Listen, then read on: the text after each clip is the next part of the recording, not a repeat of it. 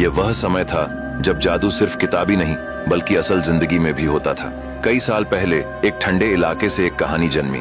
वहाँ के आसमान से बर्फ के छोटे छोटे टुकड़े गिर रहे थे। कड़ाके की ठंड थी। ऐसे में एक रानी अपने महल में खिड़की के पास बैठी कसीदाकारी कर रही थी। तभी उसके हाथ में सुई चुभ गई। लाल रंग का खून बर्फ पर पड़ा हुआ था और रानी उसे एकटक देखे जा रही थी। एकाएक उसके मन में ख्याल आया, अगर मेरे पास बर्फ जैसा सफेद, खून जैसा लाल और सुंदर काले बालों वाला एक बच्चा होता तो कितना अच्छा होता।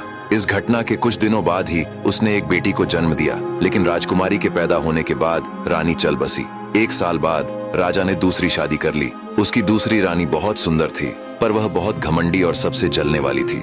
दुनिया में उसकी केवल एक ही इच्छा थी कि धरती पर बस वही सबसे सुंदर स्त्री हो। उसके पास जादू का एक शीशा था। वह जब भी उसमें अपने आप को देखती तो उससे पूछती, ओ शीशे, बता सबसे सुंदर कौन है? तो वह शीशा जवाब देता, ओ रानी, तू ही इस धरती पर सबसे सुंदर है। इस जवाब को सुनकर रानी झूम उठती थी। समय बीतता गया और जैसे जैसे छोटी राजकुमारी बड़ी होती गई वह और भी अधिक सुंदर होती गई। और फिर एक समय ऐसा भी आया जब रानी ने अपने शीशे से पूछा, ओ शीशे, बता सबसे सुंदर कौन है? तो शीशे ने जवाब दिया, तेरी जैसी सुंदरता कोई नहीं है रानी, पर छोटी राजकुमारी तुझसे 1000 गुना सुंदर है। इस जवाब को सुनकर रानी घबरा गई और जलन से लाल पीली हो गई। अब वह जब भी राजकुमारी को देखती तो उसका दिल बैठने लगता। उसका दिन का चैन और रात की नींद दोनों हराम हो गई थीं। आखिरकार उससे रहा नहीं गया। एक दिन उसने शाही शिकारी को बुलाया और उसे हुक्म दिया कि राजकुमारी को जंगल में ले जाकर मार डालो और उसकी कोई निशानी लाकर मुझे दो। शिकारी रानी के हुक्म से राजकुमारी को लेकर जंगल चला गया, पर वहां जब वह उसे मारने लगा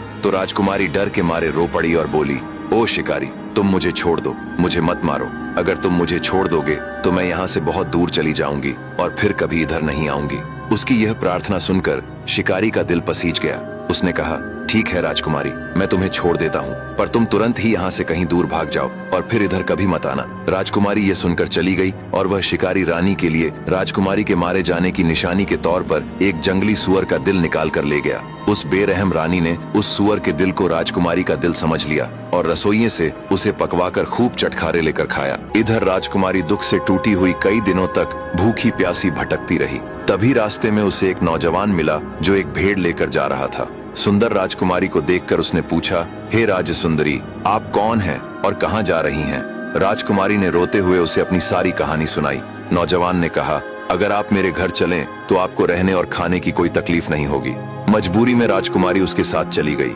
वह नौजवान कसाई का काम करता था और भेड़ बकरियां काट कर अपना गुजारा करता था। उधर जादूगरनी रानी अपनी सुंदरता पर घमंड करते हुए खुशी से रहती थी। एक दिन उसने फिर अपने जादुई शीशे से पूछा, दुनिया में सबसे खूबसूरत कौन है? शीशे से आवाज आई, रानी, तुझसे खूबसूरत कोई नहीं, लेकिन छोटी राजकुमारी तुझसे भी अधिक सुंदर है। यह सुनते ही रानी गुस्से से तमतमा उठी। उसने अपनी जादुई शक्तियों से देखा कि राजकुमारी अभी जिंदा है। यह जानकर वह क्रोध से लाल पीली हो गई। उसने ताली बजाई और कहा, तुरंत आओ। तभी जमीन फटी और एक भयानक काला राक्षस प्रकट हुआ। वह बोला, हे सुंदर रानी, बताओ किसका कत्ल करना है? रानी ने कहा, उस शिकारी का सिर काट कर लाओ जिसने मुझसे झूठ कहा कि राजकुमारी मर गई। इतना सुनते ही राक्षस गायब हो गया और पल भर में शिकारी का कटा हुआ सिर लेकर वापस आ गया। रानी ने कहा, अब तुम जाओ, आगे का काम मैं खुद देख लूंगी।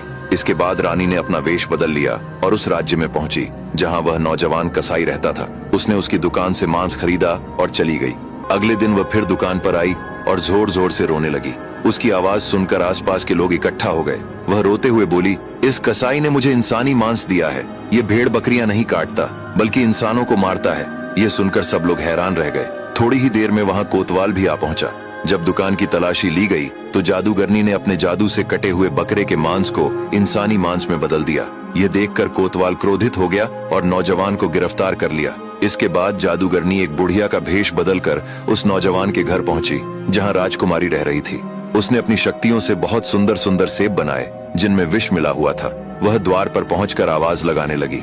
राजकुमारी उन बेहद सुंदर लाल सेबों को देखकर मोहित हो गई और उसने एक सेब खरीद लिया। पास ही एक कौवा बैठा यह सब देख रहा था। राजकुमारी सेब को रखकर हाथ मुंह धोने गई। तभी वह कौवा उस सेब को लेकर उड़ गया। राजकुमारी उसका पीछा करते करते बहुत दूर निकल गई और रास्ता भटक गई। जब उसे कोई सहारा नहीं मिला तो वह एक पेड़ के नीचे सो गई।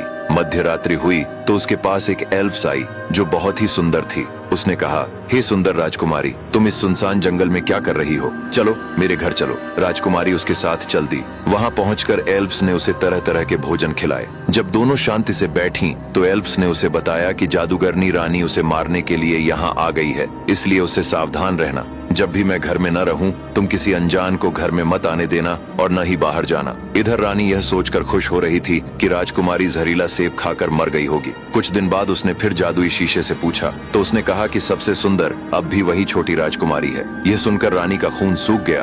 फिर उसने अपने जादुई शक्तियों से देखा कि राजकुमारी जीवित है और वह क्रोधित होकर फिर से राजकुमारी को मारने के उद्देश्य से निकल पड़ी। इधर राजकुमारी एल्फ्स के साथ खुशी खुशी रहने लगी। एल्फ्स अपने राज्य की राजकुमारी थी और उसका एक सुंदर मजबूत भाई भी था। एल्फ्स के राज्य में उसके माता पिता साल में एक बार एक भव्य महोत्सव मनाते थे, जिसमें तरह तरह के खेल खेले जाते थे। उस महोत्सव में राजकुमारी भी पहुंची, जो एक सुंदर अप्सरा की तरह लग रही थी। राजकुमार उसे देखते ही अपना दिल हार बैठा। धीरे धीरे दोनों एक दूसरे के करीब आने लगे और उनका प्यार बढ़ता गया। अंततः राजकुमार के माता पिता ने उस सुंदर राजकुमारी को अपनी बहू के रूप में स्वीकार कर लिया। एक दिन राजकुमार और राजकुमारी घूमते घूमते थक गए और एक पेड़ के नीचे आराम करने बैठ गए। थोड़ी ही देर में दोनों को नींद आ गई।